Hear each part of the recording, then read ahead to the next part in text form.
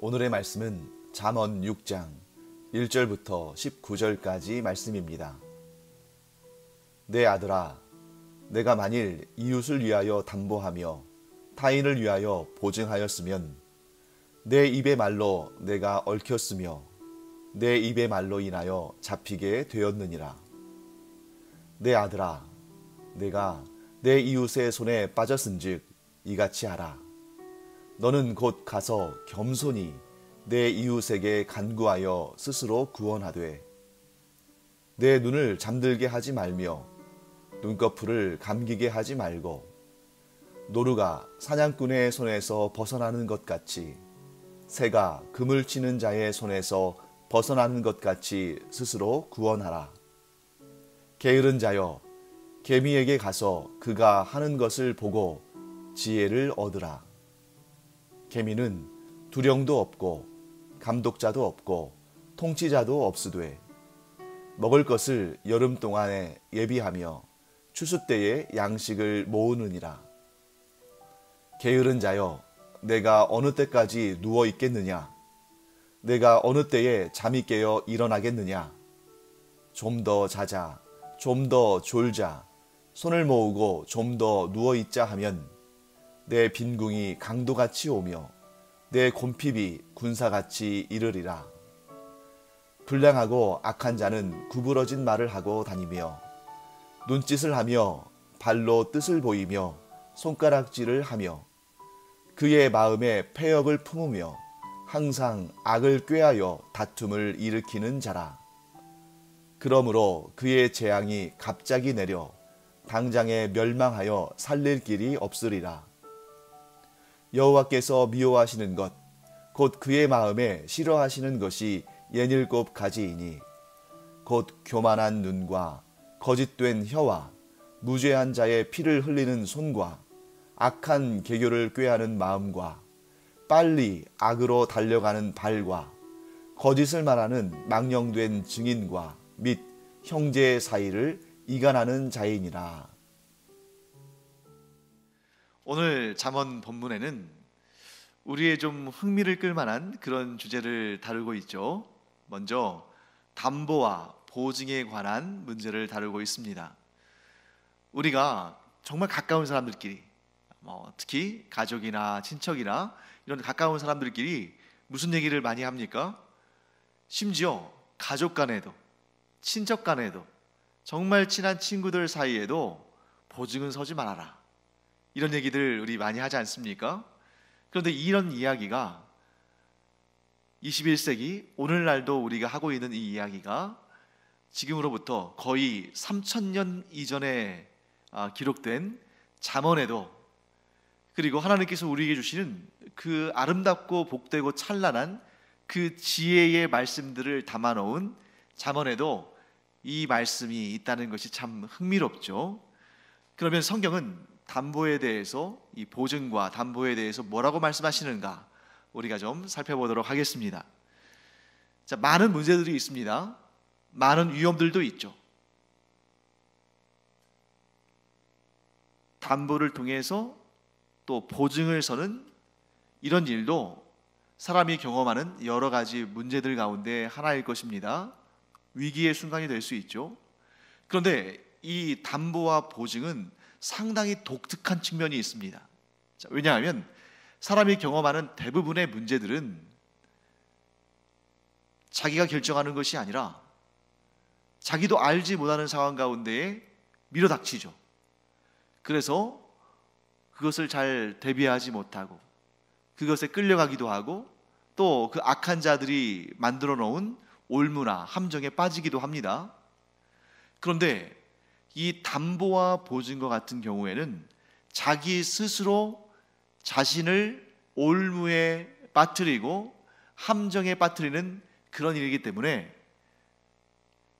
물론 이제 내가 어떤 문제를 경험할 때에 그것을 예측하지 못하고 충분히 고려하지 못하고 그래서 그 문제를 경험한다면 그것도 썩 지혜롭지 못한 일이긴 하지만, 더 지혜롭지 못한 일은 내가 내 자신을 스스로 위험에 빠뜨리고 올무에 빠뜨리고 함정에 빠뜨리는 것, 이게 가장 지혜롭지 못한 것이겠죠. 다른 이로 인하여서 내가 올무에 갇힌 것이 아니라 내가 나 스스로를 그런 올무에, 그런 함정에 밀어넣은 것이기 때문에 더더욱 지혜롭지 못한 것으로 성경은 말씀하십니다. 자, 그렇다면 담보나 보증을 왜 피해야 하는가? 그것은 사람은 믿을 만한 존재가 되지 못하기 때문입니다. 그 사람이 악해서 그런 것은 아닙니다.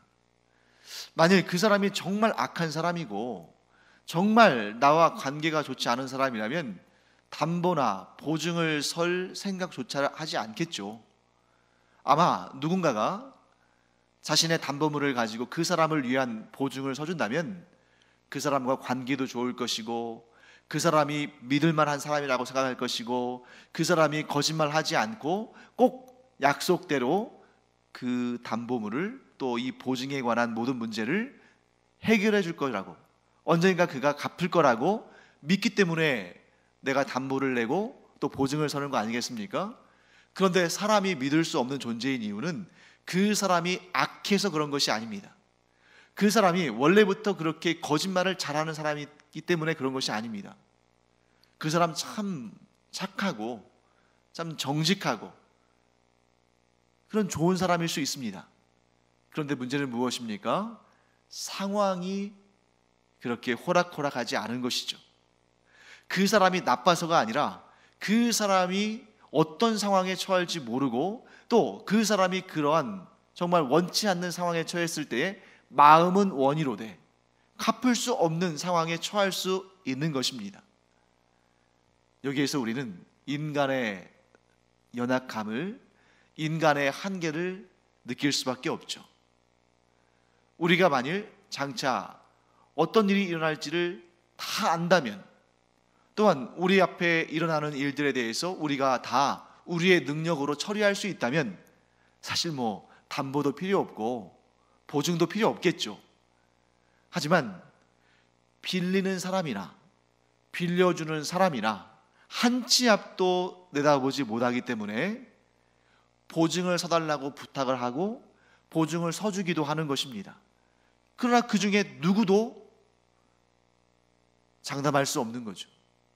누구도 보장할 수 없는 것입니다. 곧 이 담보와 보증이라는 것은 인간의 연약함과 인간의 미약함을 상징하는 것인데, 그 인간의 연약함과 미약함, 한 치 앞도 바라보지 못하는 그런 인간을 신뢰했다는 것 자체가 실수가 되는 것입니다.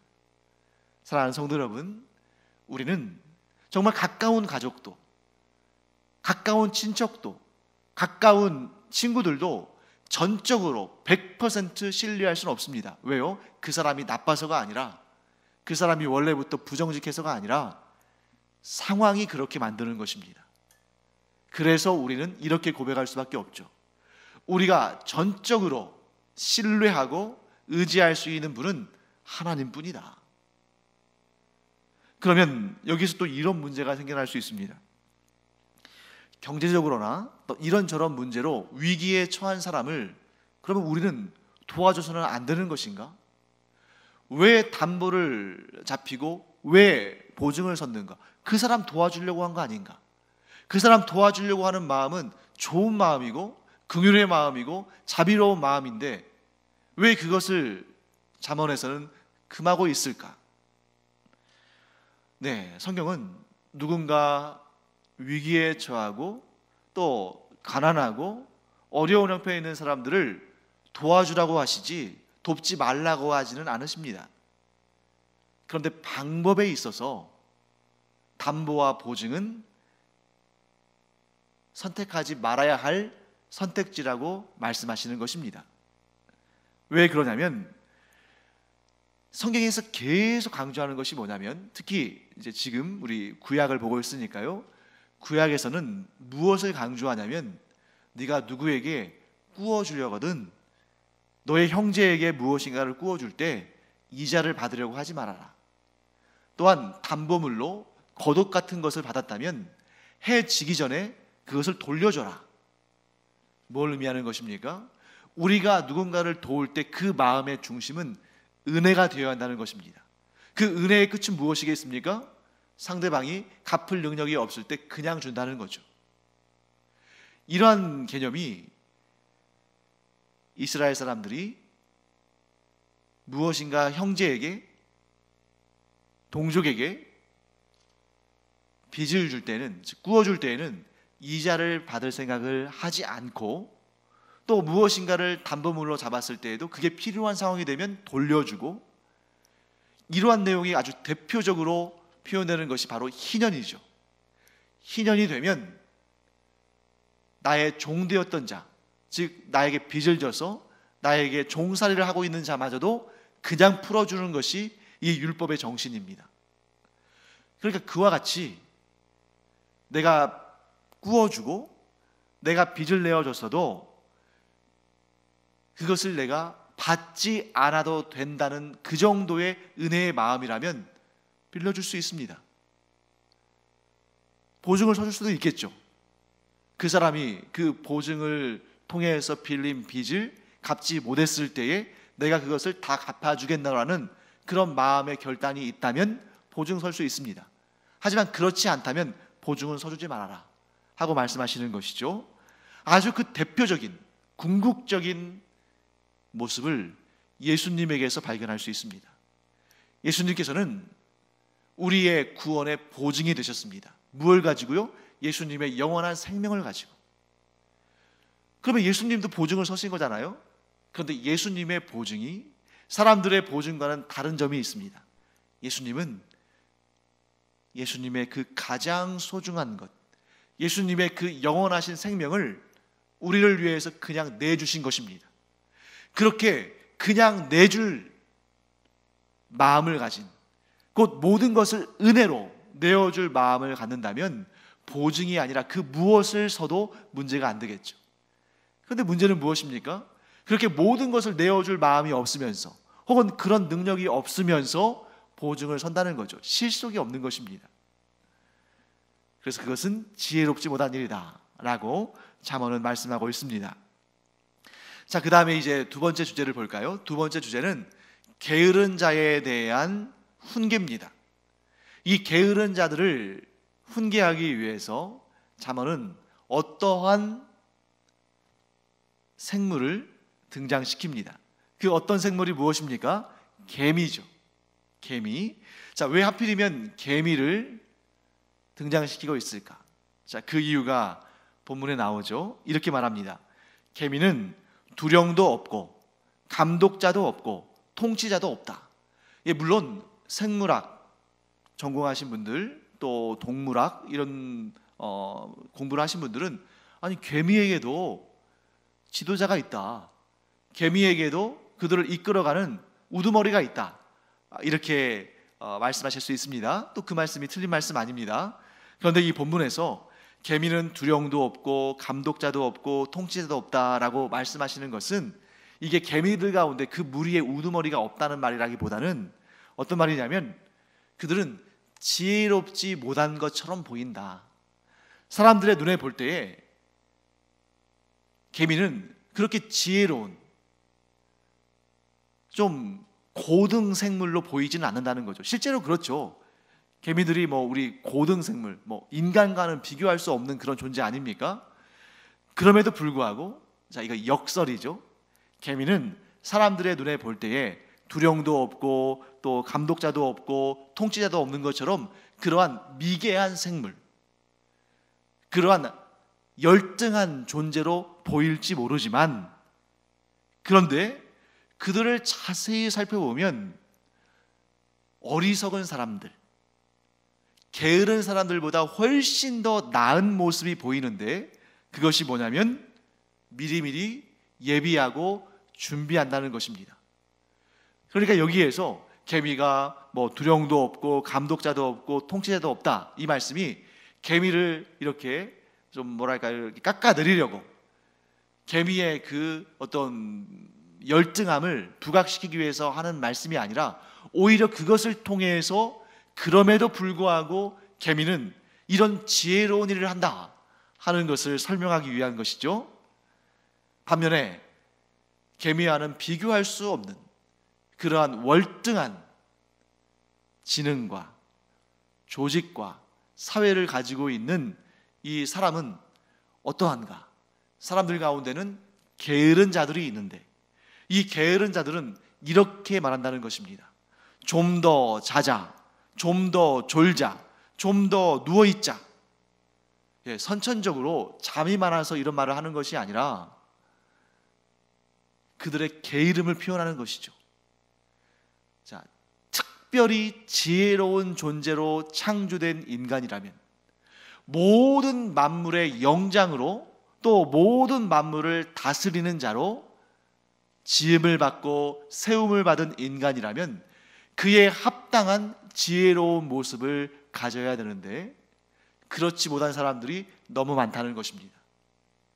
그래서 정말 인간이 하찮게 여기는 개미조차도, 그래서 발로 밟아서 죽였는지 그렇지 못했는지도 알지 못하는 그런 개미들마저도 미래를 위해서 준비하는 삶을 사는데 이런 게으른 자들은 그런 개미만도 못한, 그런 준비성도 없는, 미래에 대해서 대비하지 않는 그런 삶을 사는 그런 게으른 자들, 참 지혜롭지 못한 것이다. 그러니 너희는 개미에게라도 가서 배워서 미래를 대비하는 그런 지혜를 가져야 한다라고 훈계하는 것이죠. 자, 그 게으름의 결과는 무엇인가? 빈궁이 강도같이 오며 곤핍이 군사같이 이른다. 네. 왜 하나님께서 이 잠언을 통해서 게으른 자들에게 훈계하시는 것입니까? 하나님께서 사람을 특별한 존재로 창조하시고 그 사람을 존귀히 여기시고 또한 사람이 지혜로워져야, 사람이 제대로 그 지혜를 발휘해야 다른 생물들도 은혜를 얻기 때문입니다. 자, 오늘날 우리가 쓰레기의 문제, 또 우리가 환경 오염의 문제 모르는 사람들이 어디 있습니까? 하나님께서 인간에게 지혜를 주셨기 때문에 이런 문제들이 생태계를 파괴한다는 것을 우리는 잘 압니다. 그런데 지키지 않는 거죠. 그게 곧 게으름 가운데 하나입니다. 나빠질 것을 알면서도 저부터도 그런 환경 오염이나 지구 온난화를 피하기 위한 방법들을 알지만 지키지 않을 때가 많습니다. 왜 그럴까요? 게을러서. 지금 오늘 이 본문에서 좀 더 자자, 좀 더 졸자, 이러한 모습이 내가 아닌 누군가 지혜롭지 못한 게으른 사람들의 모습으로 우리가 내 얘기가 아닌 걸로 생각할 수 있지만 사실 이 모습이 우리의 모습일 수 있다는 거죠. 그래, 내일부터 분리수거 철저히 하면 되고 지금은 바쁘니까, 지금은 시간 없으니까 오늘까지는 좀 쓰자. 그리고 좀 이 재활용 제품 분리수거도 내일부터 좀 철저히 하자. 이런 마음 우리 다 갖고 있지 않습니까? 그런데 만일 우리가 정말 철저하게 부지런해서 막 그 재활용품 버릴 때에도 그 PET병에서 그 비닐 같은 거 다 제거하고 또 종이와 플라스틱이 붙어 있는 거에서 그 플라스틱 다 분리해서 분리수거하고, 근데 물론 우리가 그렇게 할 때 많죠. 그런데 가끔씩 우리에게 또 게으름이 몰려오면 그렇게 안 하고 대충 할 때도 있지 않습니까?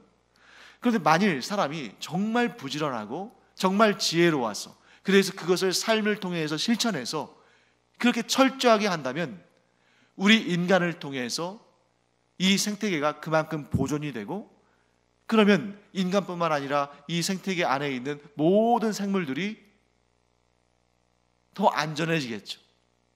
우리가 사는 이 세상이 더 좋아지겠죠. 우리에게 하시는 말씀이기도 한 것입니다. 그래서 이러한 게으른 자에게는 갑자기 가난이 찾아오고 갑자기 문제가 생긴다. 물론 이 게으름의 문제가 어느 날 갑자기 이루어지는 것이 아니라, 이 게으름에 대한 심판의 문제가 어느 날 갑자기 떨어지는 것이 아니라 이 게으름에 관련되어 있던 삶에 좋지 않은 부분들이 계속 쌓여져 왔는데 어느 날 갑자기 그에 대한 심판이 임하는 것이죠. 지구온난화나 뭐 환경 파괴나 이런 것도 마찬가지 아닙니까? 계속 쌓여오다가 어느 날 갑자기 감당할 수 없는 그런 차원의 재난이 이어질 수도 있는 거죠. 영적인 차원도 마찬가지입니다. 우리가 하나님을 경외하며 하나님께서 주신 지혜로 우리가 죄에 빠져들지 아니하고 사탄의 미혹에 빠져들지 아니하고 이런 영적인 열심, 영적인 경건을 늘 실천하면 우리에게 재앙과 재난이 닥치지 않을 텐데, 이 영적인 차원을 말하는 겁니다. 그런데 계속해서 영적으로 우리가 게으름을, 그런 게으른 삶을 살아가면, 즉 하나님을 아는 지식을 쌓기를 열심히 하지 않고 또 하나님께서 마땅히 받으실 예배도 우리가 자꾸 빠지고, 그래서 하나님과 가까이 하는 그런 시간들을 자꾸 뒤로 미루고, 하나님의 말씀을 우리가 알면서도 그 말씀을 실천하는 일을 자꾸 게으름을 피우고, 처음에는 잘 모릅니다. 우리의 영혼이 병들어 간다는 것을, 우리의 영적인 체력이 점점 약해져 간다는 것을 처음에는 잘 모르죠. 왜? 너무나 우리 눈에 띄지 않게끔 조금씩 병들어 갈 테니까. 그런데 어느 순간 갑자기 그 사람의 영적인 문제가 터질 때가 있겠죠. 그때 가서 후회해도 늦습니다. 왜 그렇습니까? 뭔가 문제가 발생했으니까. 물론 하나님께서 우리에게 은혜와 자비와 긍휼을 베푸셔서 그 문제를 수습할 수 있도록 도우시지만, 이미 터진 문제는 우리에게 심각한 타격을 줄 수밖에 없는 거죠. 그것을 만회하기 위해서는 훨씬 더 긴 시간과 훨씬 더 오랜 노력이 필요하겠죠. 사랑하는 성도 여러분, 우리가 우리의 일상의 삶에서나 또 우리의 육체의 건강 문제에서나 또 우리의 삶의 여러 가지 모습에서나 부지런한 자 되기를 간절히 축원합니다. 그런데 그뿐만 아니라 우리의 영적인 문제에 있어서도, 이 영적인 건강과 영적인 그러한 삶에 있어서도 우리가 게으름에 빠지지 아니하고 늘 잘 준비되고 잘 삶으로 말미암아 병원 가지 않고 살아가는 건강한 삶처럼, 우리가 하나님께서 급하게 치료하시고 수선하실 필요 없이 점점 더 건강해지고 점점 더 강건해지는 그런 복된 삶을 살기를 간절히 축원합니다. 그것보다 더 좋은 것이 어디에 있겠습니까?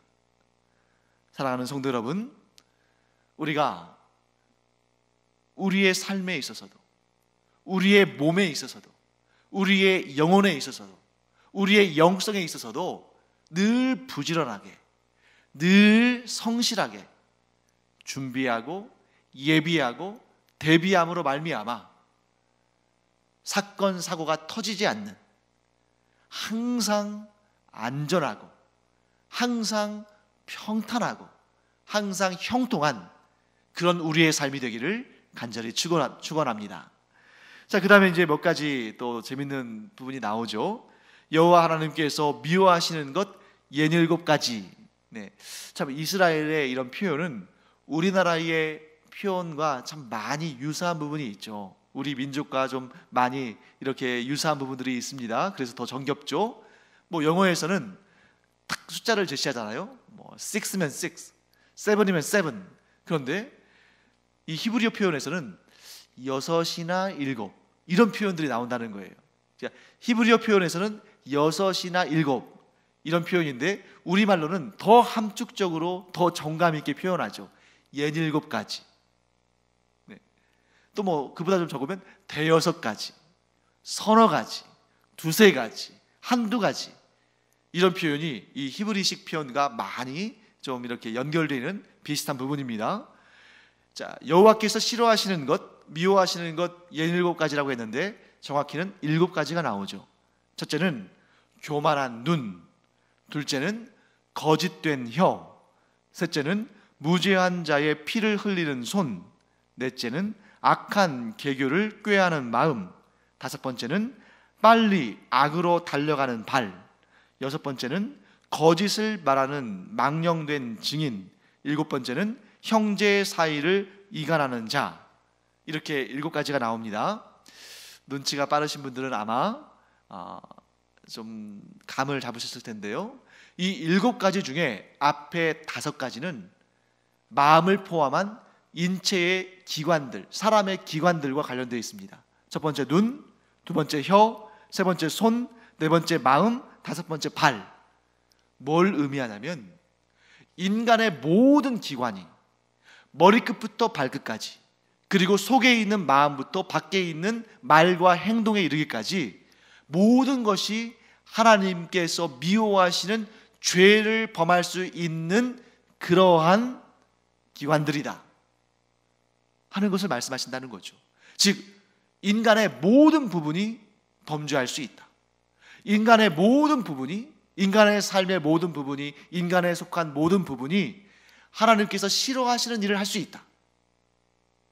그런데 놀랍게도 그 역도 동일하게 적용될 수 있습니다. 인간의 모든 것, 머리끝부터 발끝까지, 또 인간 안에 있는 그 마음에서부터 밖에 있는 말과 행동에 이르기까지 인간의 모든 부분들이 하나님을 기쁘시게 할 수 있다. 이 두 가지가 동일한 비중을 차지하고 있습니다. 사람의 모든 부분이 하나님께서 싫어하시는 일을 할 수도 있고, 사람의 모든 부분이 하나님을 기쁘시게 하는 일을 할 수도 있다. 그러니까 어떤 사람은 자신의 모든 것을 다하여서 하나님께서 기뻐하시는 거룩한 산 제사로 자신을 드리는 사람이 있고, 어떤 사람은 하나님의 그 무서운 심판을 알지 못하고 혹은 알면서도 외면하면서 자신의 모든 것을 통틀어서 하나님께서 싫어하시는 죄로 그 모든 것을 사용하는 그런 사람도 있다는 거죠. 사랑하는 성도 여러분, 우리가 어떤 삶을 살 것인가? 우리가 우리의 몸을, 우리의 마음을, 우리의 삶을 하나님께 어떤 모습으로 내어드릴 것인가? 하나님을 기쁘시게 하는 도구로 우리가 우리의 몸을 사용할 것인가? 하나님을 진노케 하는 도구로 우리의 몸과 우리의 삶을 도구로 사용할 것인가? 잠언은 우리에게 이렇게 교훈합니다. 지혜란 무엇이 옳은 것인가, 무엇이 그른 것인가를 판단할 수 있는 능력이다. 지혜란 하나님께서 기뻐하시는 것이 무엇이고 하나님께서 미워하시는 것이 무엇인지를 정확히 아는 능력이다. 그러므로 지혜로운 자는 그의 모든 것을 하나님께서 기뻐하시는 도구로 사용하는 자고, 악한 자, 미련한 자, 지혜 없는 자는 자신의 모든 것을 다해서 하나님의 진노를 쌓는 자다.